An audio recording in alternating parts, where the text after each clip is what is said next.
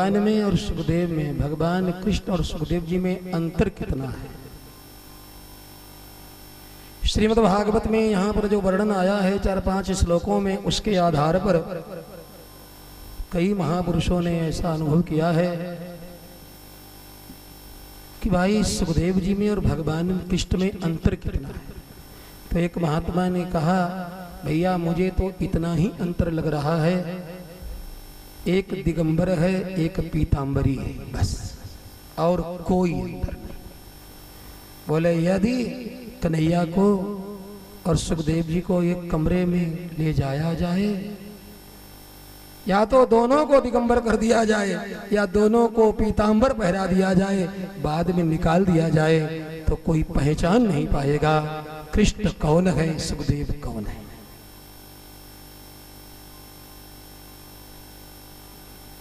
क्योंकि ये ब्रह्म के प्रकाशक हैं,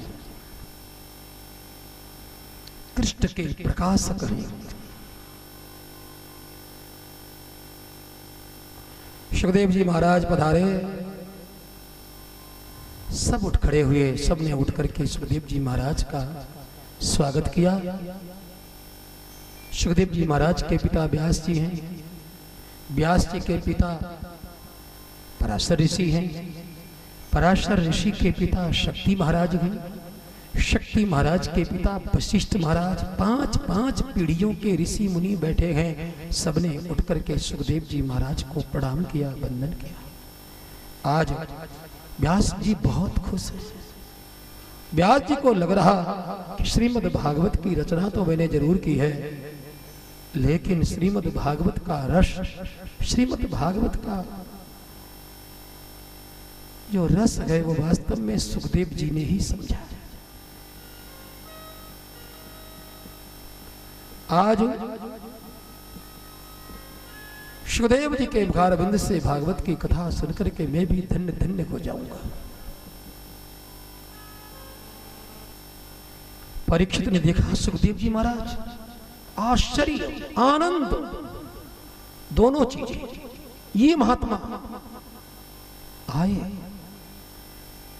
परीक्षित को लगा आए नहीं हैं, इनको भेजा गया है। जरूर जरूर भगवान द्वारकाधीश ने इनको भेजा है मेरा उद्धार करने के लिए, क्योंकि आने की तो इनके पास फुर्सत ही नहीं है। अहो अद्य वयं ब्रह्मन् शतसेव्या छत्रबन्धवः कृपया तिथिरूपेण भवद्भिस्तीर्थकाः कृताः। येषां संस्मरणात् पुंसां सद्यः शुध्यन्ति वै गृहाः। किं पुनर्दर्शनस्पर्श पादशौचासनादिभिः। महाराज आज मैं धन्य हो गया, भाई कृतार्थ हो गया।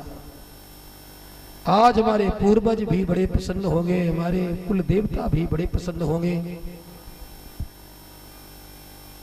आज आपने हमें तीर्थ बना दिया है।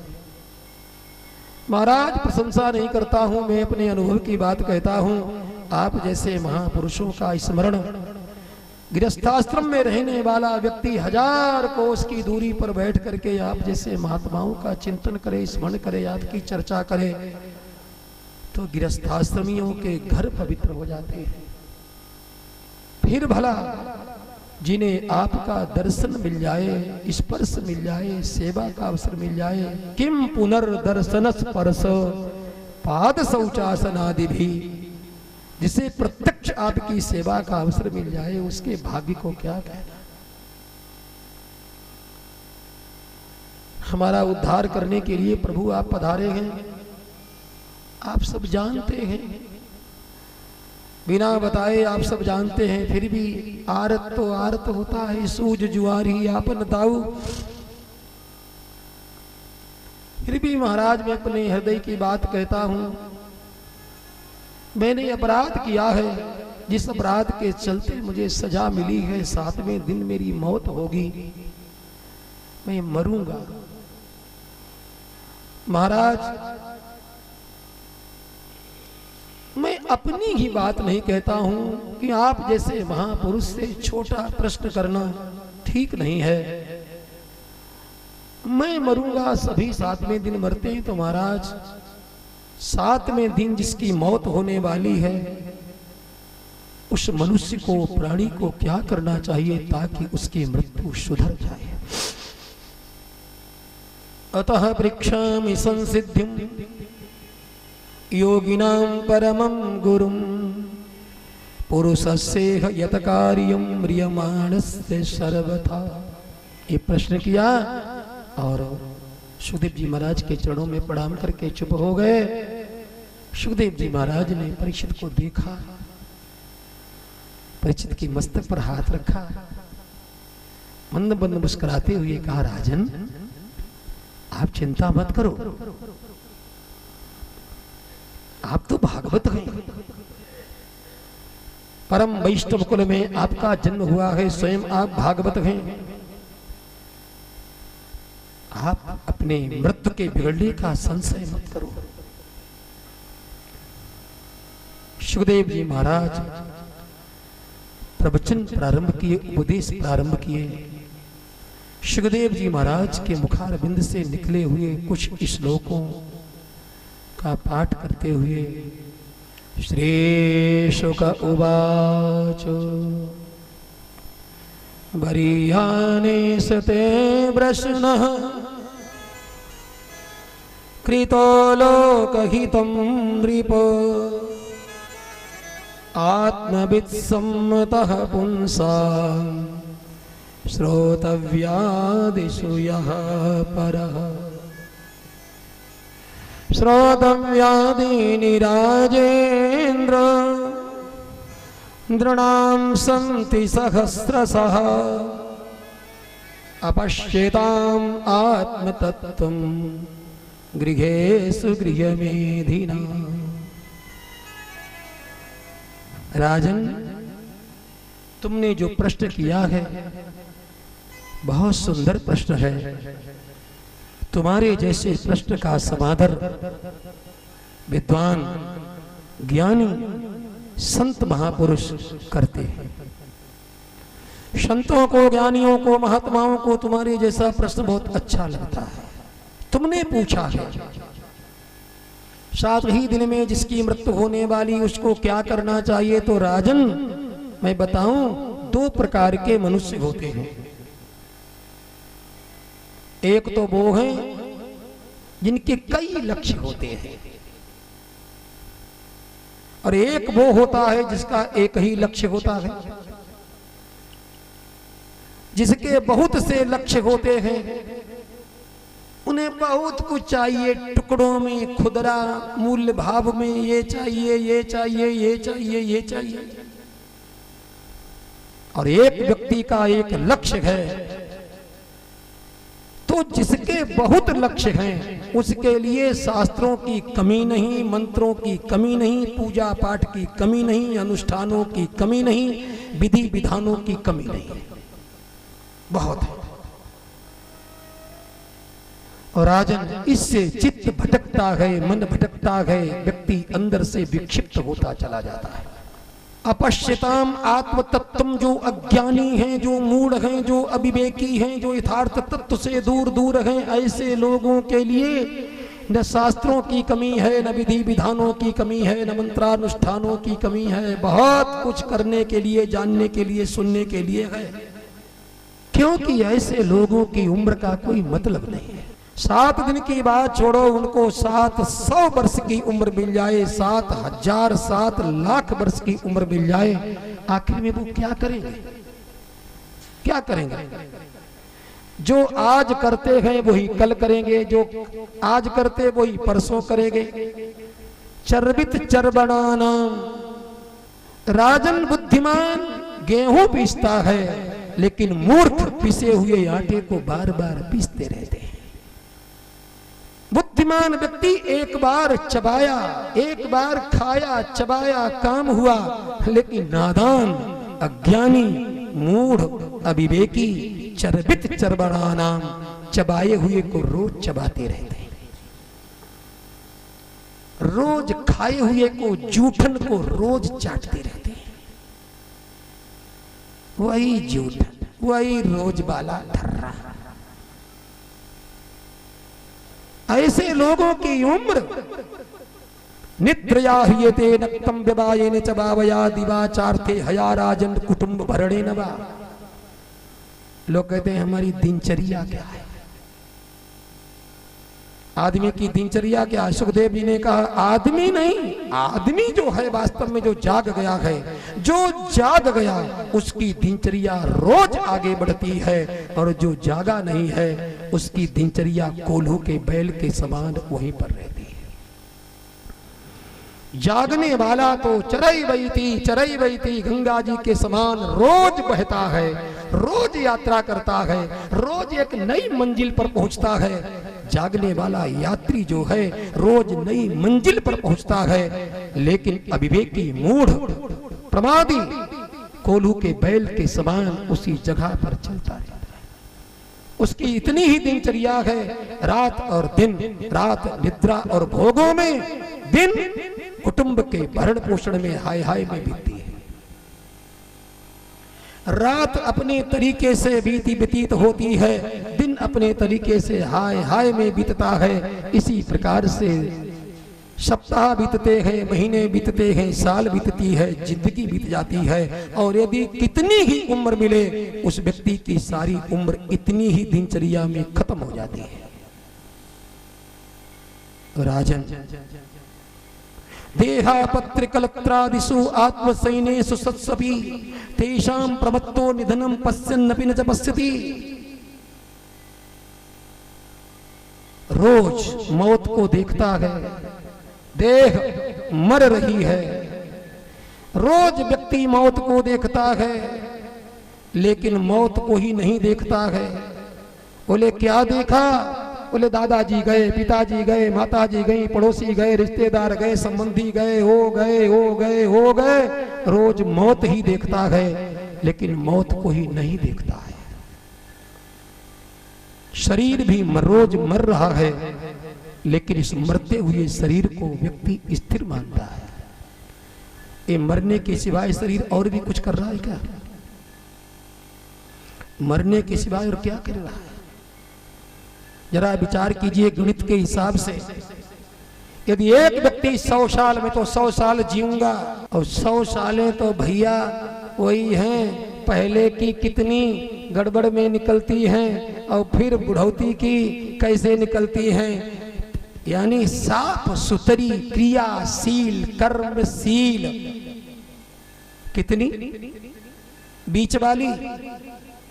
लेकिन यदि 36,000 भी मान लिए जाएं, तो यदि एक दिन भी निकला है तो बोलो एक दिन मौत हुई कि नहीं हुई?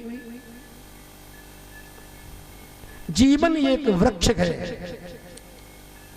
काल के हाथ में कुल्हाड़ी है, रात और दिन के आरे हैं। जीवन रूपी वृक्ष को रात और दिनों के माध्यम से काट ही तो रहा है। लेकिन प्रमादी व्यक्ति को मौत नहीं दिखाई देती। राजन, तुम्हारे जैसे व्यक्ति जो सावधान व्यक्ति हैं, उनके लिए 7 दिन की बात छोड़ो, 7 घड़ी का समय बहुत है।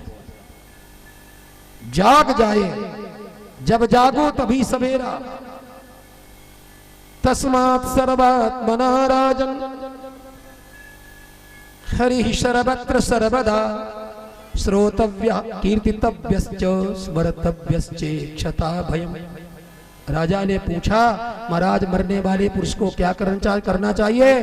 तो सुखदेव जी ने कहा, राजन यदि ये लगे कि एक दिन मरूंगा और मेरी मौत सुधरे, तो अपने को सर्वतो भाव से अखिल कोटि ब्रह्मांड नायक परात्पर परब्रह्म सर्वेश्वर भगवान श्रीमन नारायण के चरणों में समर्पित कर दे, और भगवान को ही सुने, भगवान को ही गाए, भगवान का ही पूजन, भगवान का ही आराधन। तुम ही छाड़ी गति दूसरी नाही, इस प्रकार से। और एतावान सांख्य योगाभ्याम, राजन दो पद्धतियां हैं, एक सांख्य की पद्धति है, एक योग की पद्धति है। चाहे योग की पद्धति से आप चलें या सांख्य की पद्धति से चलें, लेकिन भगवान श्रीमन नारायण की आराधना करनी चाहिए। सांख्य के माध्यम से भगवान नारायण की प्राप्ति होती है और योग के माध्यम से भी भगवान नारायण की प्राप्ति होती है। और जो भगवान श्रीमन नारायण को, श्री हरि को प्राप्त करने के लिए उत्सुक हो जाता है राजन, उसके लिए 7 दिन का समय बहुत है। खटवांग नाम के राजर्षि ने मात्र 2 घड़ी में भगवान को प्राप्त कर लिया था। 2 घड़ी में। सुखदेव जी महाराज ने परीक्षित को फिर बताया कि किस प्रकार परीक्षित ने कहा, गुरु जी मैं तो धन्य धन्य हो गया, मेरा संशय दूर हो गया, लेकिन ये बताइए भगवान का ध्यान कैसे करें, चिंतन कैसे करें, कैसे भगवान का ध्यान करें। तो सुखदेव जी ने कहा, राजन गृहात प्रव्रजितो धीरा पुण्य तीर्थ जलाप्लुता। सुखदेव जी महाराज का प्रवचन 2 प्रकार का है। गुरु हैं, सदगुरु हैं, और गुरु माने वैद्य। और वैद्य माने पहले रोग का निदान करे, टेस्ट करे, रोग क्या है, और रोग के आधार औषधि का वितरण करता है। तो सुखदेव जी महाराज सदगुरु हैं, उन्होंने 2 प्रकार का प्रवचन किया, उपदेश दिया है भागवत में। एक परीक्षित को या परीक्षित जैसों के लिए, और एक साधारण मनुष्यों के लिए, हम सब लोगों के लिए। जैसा विद्यार्थी वैसा उपदेश। परीक्षित से कहा, राजन गृहात प्रव्रजितो धीरा पुण्य तीर्थ जलाप्लुतः, छोड़ दो, छोड़ दो, नहीं तो मौत धक्का मार करके छीन लेगी। इस घर को, परिवार को, पुत्र को, पौत्रों को, दुनिया के वैभव को मौत आकर के डकैती डालेगी, मौत छीन लेगी थप्पड़ मार मार करके। इसलिए मौत के छीनने के पहले ही बुद्धिमान व्यक्ति को सब छोड़ देना चाहिए, और छोड़ करके एकांत में जाकर के पवित्र स्थान में बैठ करके भगवान का चिंतन करे, भगवान का ध्यान करे। क्योंकि ये उपदेश किसके लिए है? परीक्षित के लिए, परीक्षित जैसों के लिए, सबके लिए नहीं। सब हजम नहीं कर पाएंगे। जो 2 दिन दुकान नहीं छोड़ सकते, जो 1 दिन ऑफिस नहीं छोड़ सकता, जो 1 दिन काम धंधा नहीं छोड़ सकता, उससे कहा जाए सब छोड़ करके भजन करो, बोले महाराज मेरे बस की बात नहीं है। बोले क्यों? भगवान नहीं चाहिए? बोले नहीं, पहले धंधा चाहिए, बाद में भगवान चाहिए। पहले धंधा, बाद में भगवान, पहले संसार, बाद में भगवान। हम भैया 1 नंबर में भगवान को नहीं रख पाएंगे। 1 नंबर में परिवार, 1 नंबर में घर, 1 नंबर में धंधा, 1 नंबर में दुनिया, और 2 नंबर में भगवान। तो जो भगवान को 2 नंबर में रखे हुए हैं, ऐसों के लिए फिर भागवत में खूब उपदेश है। बोले घर में रहो, परिवार में रहो, सब में रहो, खेती धंधा नौकरी व्यापार सब कुछ करो। बोले भगवान को चाहते हो? अरे अब भागे, भगवान को चाहता है? बोले हाँ महाराज भगवान को तो चाहता हूँ, धंधा नहीं छोड़ सकता हूँ, नौकरी नहीं छोड़ सकता हूँ, परिवार नहीं छोड़ सकता हूँ, और ये दुनिया के भोग नहीं छोड़ सकता हूँ। बोले भगवान को चाहता है? हाँ महाराज भगवान भी मिल जाए। तो सुखदेव जी महाराज ने ऐसे लोगों के लिए भी रास्ता बताया। वो रास्ता क्या है कि गृहीष्वाभिशतां चापि पुंसां कुशल कर्मणां मदवार्ता यातयामानां न बंधाय गृहामताः। बोले तुम चिंता मत करो, तुम्हारा घर, तुम्हारा परिवार, तुम्हारा नौकरी, तुम्हारा धंधा, तुम्हारा बिजनेस, ये तुम्हारा जंजाल साधना बन जाएगा। बोले क्या? बोले 24 घंटे में 1 घंटा का समय निकालो, 1 घंटे का समय निकालो, 1 घंटा भगवान को दे दो, भगवान के नाम का कीर्तन कर लो, भगवान का चिंतन कर लो, थोड़ा सत्संग करो, भगवान की कथा का श्रवण करो। बोले क्या होगा महाराज इतने सस्ते में क्या होगा? बोले सस्ते को मत दे, दवा देखता है, क्वालिटी देख, तू ये देखता 1 गोली, अरे क्वालिटी है। बोले क्या? बोले ऐसा करेगा तो ना बंधाई गृहामताः, तुझे भगवान की प्राप्ति हो जाएगी। तो जैसा अधिकारी वैसा उपदेश। सुखदेव जी महाराज ने बड़ा सुंदर उपदेश दिया है। अब हमने कुछ उसकी फल की व्याख्या कर दी है। आज तो लगता है मेरी प्यारी पृथ्वी, मेरी सुंदर पृथ्वी, राष्ट्र भी खत्म हो जाते हैं। और जब तक व्यक्ति परिच्छिन्नता में बंधा हुआ है, सीमा में बंधा हुआ है, थोड़ा है, विराट परमात्मा का अनुभव हम इस विराट अस्तित्व के द्वारा करें। इसलिए जब हम साधना करते करते उस ऊंचाई पर पहुंच जाते हैं कि सारा जगत हमें भगवान के रूप में दिखाई देने लगता है। किसी राम मैं सब जग जानी, सिया राम मैं सब जग जानी, करहूं प्रणाम जोर जुग पानी, करहूं प्रणाम जोर जुग पानी, सिया राम। क्या बात है। छोटी छोटी चीजों में उलझे हैं, ये मेरा, ये तेरा, ये मेरा, ये तेरा। ब्रह्म ज्ञान कैसे हो, ईश्वर का अनुभव कैसे हो? विराट का अनुभव करने के लिए अपने विचार को विराट बनाना होगा। परीक्षित, ये बात सत्य है। जगदीश्वर हमारा लक्ष्य है। प्रणबोधनो सरोह्यात्मा ब्रह्म तल्लक्ष्य मुच्यते। उपनिषद ने भी कहा है हमारा लक्ष्य, हमारा गंतव्य, हमारा प्राप्य ब्रह्म है, भगवान है। लेकिन भगवान तक पहुंचने के लिए दरवाजे का स्वागत करना पड़ेगा। मंदिर में विराजमान जगदीश को पाना है, जगदीश तक जाना है, और हम दरवाजे की अवहेलना करें, दरवाजे का तिरस्कार करें। जगदीश तक जाने के लिए वाया दरवाजा, दरवाजे से होकर के, ये दरवाजा क्या है? जगत जगदीश का द्वार है। जगत जगदीश का द्वार है। परम पिता तक जाने के लिए पिता दरवाजा है। परम माता भगवान तक पहुंचने के लिए जन्मदात्री मां दरवाजा है। नारायण तक पहुंचने के लिए ये नर दरवाजा है। हम जगत से घृणा करें, जगत से द्वेष करें, जगत को सताएं, जगत को धोखा दें, जगत के साथ विश्वासघात करें, जगत के साथ अन्याय करें, जगत के साथ अत्याचार करें, और जगदीश्वर की हम खिदमत करें, तो जगदीश्वर इतना छोटा नहीं है, ऐसा नहीं है। जगत का, जगत के माध्यम से जगदीश्वर तक जाने की प्रक्रिया है।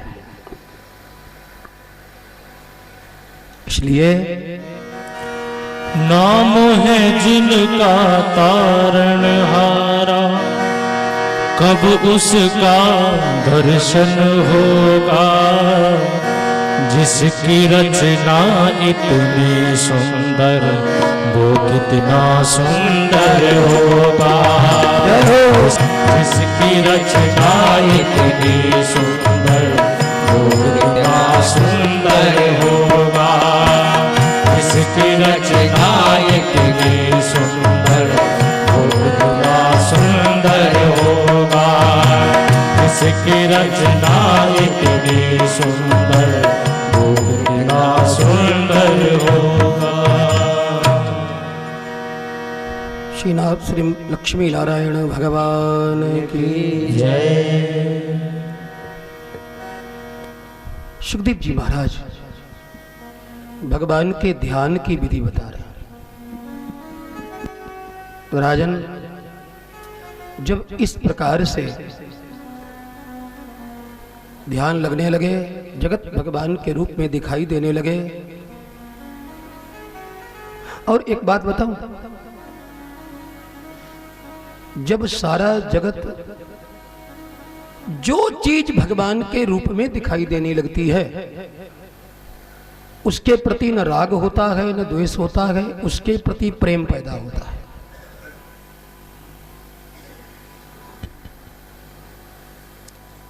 पहले संसार के प्रति प्रेम करना सीखो, उसके बाद भगवान से प्रेम कर लेना।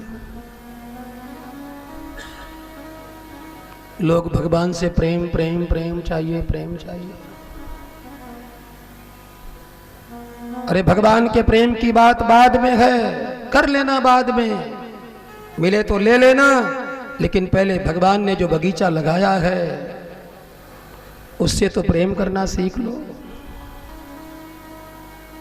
ये संसार किसी शैतान ने नहीं बनाया है, ये संसार भी जिसकी तुम नाम की माला फेर रहे हो उसी परमात्मा ने बनाया है।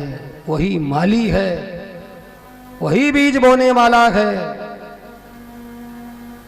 भगवान भगवान भगवान इतना सस्ता सौदा है। किसी के घर को उजाड़ो और मालिक से प्यार करो, किसी के खेत को उजाड़ो, फसल को उजाड़ो और मालिक से प्यार करो, वो तुम्हारे प्यार को, प्रेम को स्वीकार करेगा।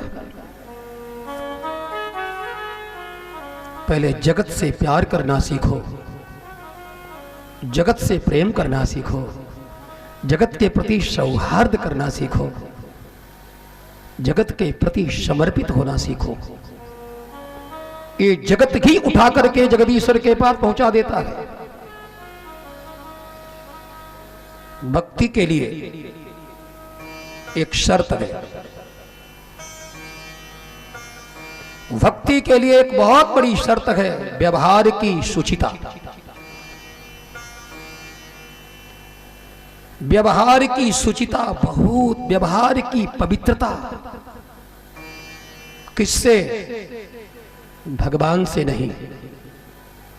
भगवान व्यवहार की वस्तु ही नहीं है। हम भगवान से क्या व्यवहार करेंगे? मेरा ठाकुर तो चुपचाप बैठा है, न बोलता है, न चलता है, न कुछ खाता हुआ दिखाई देता है, न प्रेम करते दिखाई देता है, न डांटता हुआ दिखाई देता है। कोई प्रतिक्रिया व्यक्त करता ही नहीं है। उसके प्रति तुम व्यवहार क्या करोगे? क्या करोगे व्यवहार? वो देख रहा है चुपचाप मंदिर में बैठा हुआ, या कहीं भी है, देख रहा है कि ये जो मेरा भक्त है ये मेरे बनाए हुए संसार के प्रति कैसा व्यवहार कर रहा है, कैसा व्यवहार कर रहा है। बस यहीं से वो आकलन करता है। हम संसार के साथ धोखाधड़ी करें, प्रपंच करें और भगवान से प्रेम करें। इसलिए भक्ति में व्यवहार की शुचिता, पवित्रता,